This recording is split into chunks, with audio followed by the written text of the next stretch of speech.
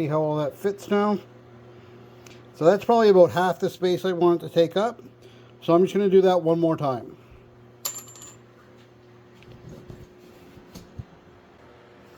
Alright, so I think I'm pretty much at the right size there right now.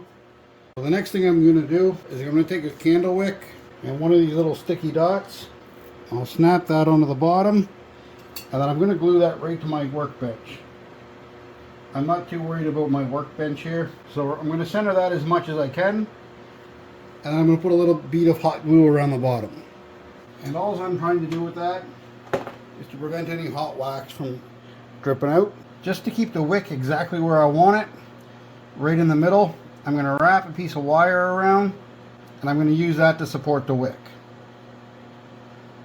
My little indoor safe stove is going to be perfect for melting the wax, and I'm just going to take an old camping cup here.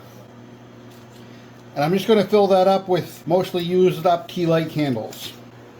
Now that should be more than enough wax to fill that mold up.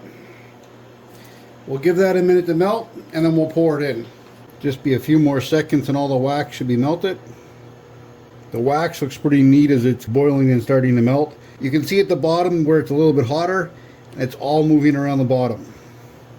Okay, I think we got it all melted now. So I'm going to take that and I'm going to pour that to the very top of my mold.